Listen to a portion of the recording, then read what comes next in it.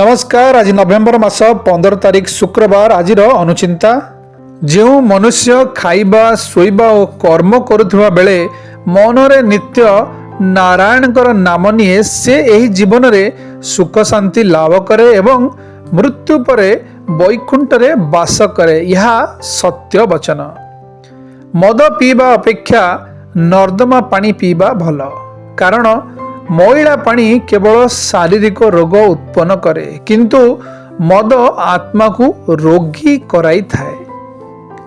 व्रत उपवास किंबा अनुष्ठान समय रे पलंक रे न सोई पटा खट किंबा भूमि रे शयन करिबा उचित। से दिन उदारता सहित किछि दान पुण्य कले भगवानଙ୍କର आशीर्वाद मिली थाए। टिकिए परीक्षा करी देखंतु।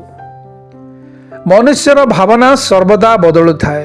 पिला दिने स्नेह पाई जननी को भल पाए, विवाह पर स्त्री को एवं संतान लाभ पर पिला को स्नेह करे।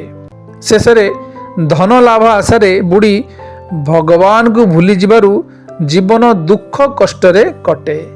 सेइथिपाई नियमित ईश्वर चिंतन करिबा दरकार। विपत्ति समय रे एही 5 प्रकार विचार करंतु। 1 नंबर, विपत्ति हेउछि मंगलमय भगवानकर विधान। द्वितीय, निजर पूर्व कर्मफल जोगु एहीपरि विपत्ति होई पारे। तृतीय, निजर दृढ़ विश्वास भगवान ठारे रहिया पई यह एक माध्यम। चतुर्थ, एही विपत्ति रे निजर कल्याण होई पारे। एवं पंचम, विपत्ति रु किछि अनुभव ज्ञान मिले। भावना अनुसारे भगवान मिलंती। सर्वदा सत विचार करंतु।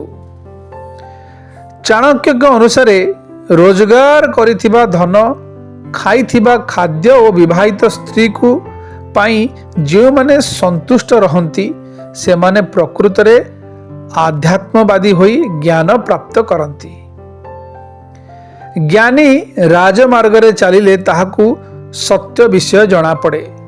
सत्य को जानी मन को स्थिर रखिले समाधि अवस्था आसे एवं समाधि अवस्था रे ही ईश्वरंकर साक्षात मिले।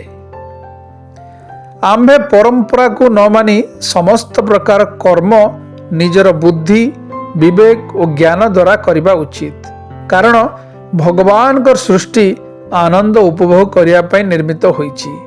एथिरे तिले मात्र संदेह नाही। शुभ सकाळ। जीवनटी आपणकर मंगलमय हेउ।